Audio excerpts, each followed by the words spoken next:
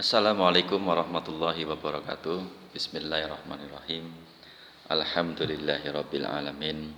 Wassalatu wassalamu ala asyrafil anbiya'i wal mursalin wa ala alihi washabihi ajmain amma ba'du. Yang saya cintai dan yang saya sayangi, seluruh siswa-siswi kelas 10 di SMK Ma'arif 2 Gombong. Pada kesempatan hari ini mari kita bersyukur Allah masih memberikan nikmatnya pada kita semuanya, sehingga kita bisa berkomunikasi bertatap muka dengan metode jarak jauh. Pada kesempatan kali ini, sebelum saya lanjutkan, barangkali mungkin perkenalan terlebih dahulu.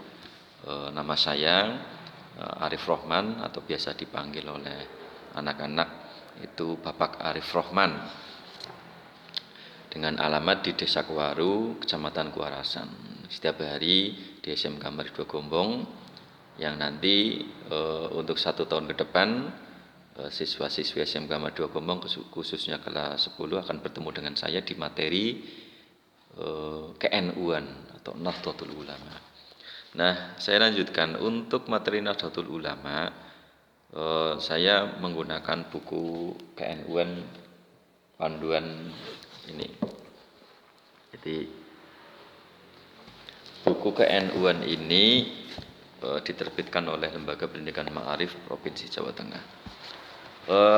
Langsung saja, sebelum saya mulai, jangan lupa Anda bermasker ketika Anda bepergian ke di luar. Jaga protokol kesehatan dengan baik, imunitas tubuh. Jangan lupa berdoa, banyak istighfar di tengah pandemi ini. Mudah-mudahan kita selamat dari peristiwa wabah atau bencana alam ini berupa COVID-19. Saya lanjutkan. Untuk yang pertama, materi di bab 1, yaitu tentang pengenalan pondok pesantren atau pondok pesantren. Kita harus tahu apa itu pondok pesantren. Pondok pesantren merupakan sebuah lembaga pendidikan yang itu asli milik bangsa Indonesia atau Nusantara ini. Jadi sebelum ada yang lain-lain, di Indonesia itu lembaga pendidikan yang berdiri asli milik Indonesia itu adalah pondok pesantren. Nah, Nahdlatul Ulama dengan pondok pesantren itu tidak bisa dipisahkan. Karena lahirnya NU itu berangkat dari para ulama-ulama pondok pesantren. Maka pondok pesantren NU dengan pondok pesantren merupakan sebuah kesatuan yang tidak bisa dipisahkan. Karena NU lahir dari pesantren. Nah, pada kesempatan kali ini nanti peta konsepnya adalah pesantren, sejarah pesantren, klasifikasi pesantren, peranan pesantren terhadap lahirnya Nahdlatul Ulama. Ini yang harus kita ketahui dalam pembelajaran ini. Nah, pondok pesantren, kata pengertian pondok pesantren, jadi berasal dari bahasa Arab, yaitu funduk, yang berarti tidur, ruang tidur, wisma, hotel sederhana atau tempat berbaring lah, itu funduk. Nah, pesantren adalah lembaga pendidikan tradisional Islam. Jadi pondok pesantren merupakan tempat untuk mencari ilmu atau thalabul ilmi. Jadi untuk mencari ilmu, tempat belajar para santri. Untuk apa? Untuk membentuk perilaku yang islami. Jadi inilah. Saya lanjutkan. Asal usul pondok pesantren. Jadi pondok pesantren sebagai lembaga pendidikan Islam pertama kali didirikan oleh Syekh Maulana Malik Ibrahim atau Syekh Maghribi. Beliau terkenal dengan julukan spiritual father atau bapak spiritual Wali Songo. Karena Syekh Maghribi menurunkan generasi ahli dalam Islam yang terkenal dengan sebutan Wali Songo, yang kemudian hari dikenal berperan besar dalam menyebarkan agama Islam di tanah Jawa. Syekh Maghribi disebut juga sebagai Sunan Gresik karena padepokannya yang dipergunakan sebagai tempat tinggal dan sekaligus tempat mengajarkan ilmu agama Islam. Ada di wilayah Gresik, Jawa Timur. Nah, ini asal-usul pondok pesantren dari Syekh Maulana Malik Ibrahim atau Syekh Maghribi yang menurunkan para wali songo. Selanjutnya, dasar dan tujuan didirikan pondok pesantren. Ada di dalam Al-Quran, Quran surat Al-Mujadalah, yaitu ini Bismillahirrahmanirrahim.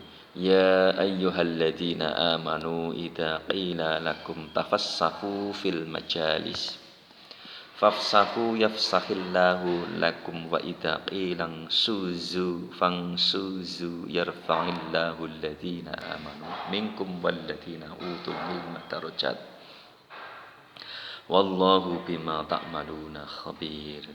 Artinya kurang lebih, wahai orang-orang yang beriman, apabila dikatakan kepadamu, berilah kelapangan di dalam majelis-majelis, maka lapangkanlah, niscaya Allah akan memberi kelapangan untukmu. Dan apabila dikatakan berdirilah kamu, maka berdirilah, niscaya Allah akan mengangkat derajat orang-orang yang beriman di antaramu, dan orang-orang yang berilmu diberi ilmu beberapa derajat. Dan Allah Maha teliti apa yang kamu kerjakan. Di sini di Quran surat Al-Mujadalah ini jelas Allah mengatakan bahwa orang yang berilmu itu akan diangkat derajatnya. Ini sudah pasti. Dimanapun orang yang punya ilmu itu pasti akan diangkat derajatnya. Maka jangan sia-siakan ya, ilmu yang terbentang luas di mana saja, di kanan kiri kita, depan belakang kita, atas bawah kita, di mana saja kita berada, disitulah, di mana saja kita berada, maka disitulah kita harus mencari ilmu. Tidak boleh tidak. Di mana kaki kita berpijak, disitulah kita mencari ilmu. Itu prinsip bagi kita, ya kan? Prinsip bagi kita.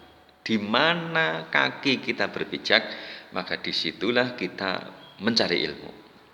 Mencari ilmu tidak boleh dibatasi oleh ruang dan waktu atau tembok-tembok besar yang ada di sekolahan. Kita harus mencari ilmu di mana saja, kapan saja, dengan apa saja, dengan siapa saja, kapan saja, pokoknya apa saja kita harus mencari ilmu sampai kapanpun, ila yaumil qiyamah. Nah, inilah prinsip seorang santri, ya kan, harus seperti itu. Nah, pondok pesantren juga mengajarkan hal seperti itu. 24 jam non-stop hidup di pondok pesantren. Nah, membentuk sebuah karakter, membentuk karakter ilmu, karakter adab, moralitas yang tinggi, semangat berilmu yang tinggi. Ini pondok pesantren.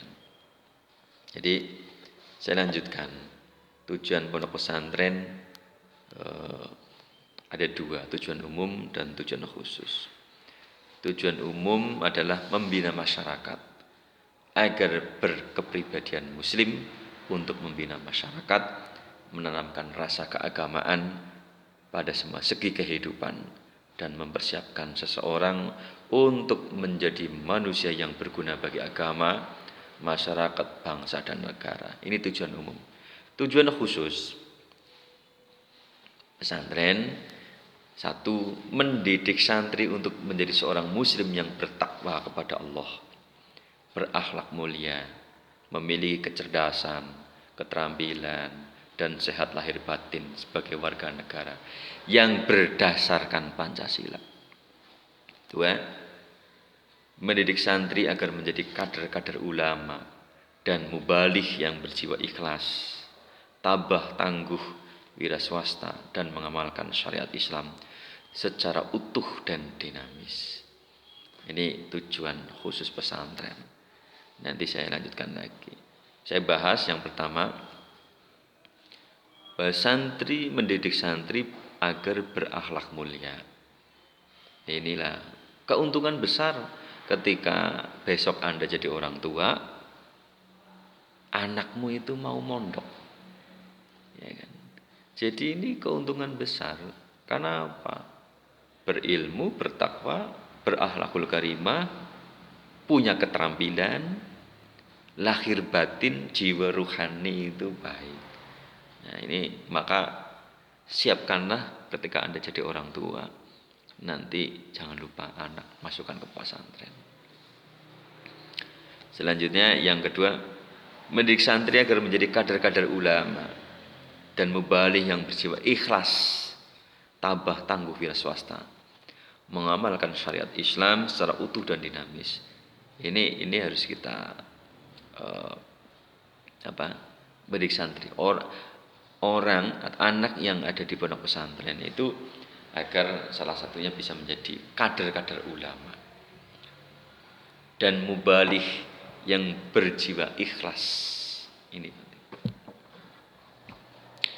Tabah, tidak mudah mengeluh, tangguh, wira swasta. Ini pondok pesantren. Jadi Anda mempersepsikan pondok pesantren jangan sesuatu hal yang tidak baik. Tidak ada di pesantren yang tidak baik, semuanya baik. Ya. Jadi pendidikan di pondok pesantren ini tujuannya baik. Maka keuntungan yang luar biasa ketika dirimu, keluargamu, anakmu, saudaramu berada di pesantren. Insya Allah dengan ikhtiar dohiron wa batinan akan terbentuk manusia yang berakhlakul karimah, berilmu, beradab, moralitas yang baik. Jadi sementara ini untuk pertemuan pada kali ini nanti akan dilanjut pada pertemuan berikutnya. Mudah-mudahan bermanfaat. Apabila ada yang tidak berkenan, saya Bapak Arif Rahman minta maaf yang sebesar-besarnya. Kita akhir dengan bacaan alhamdulillah. Alhamdulillahirabbil alamin. Kita jumpa lagi. Wallahumma fiq ila aqwamit thoriq. Assalamualaikum warahmatullahi wabarakatuh.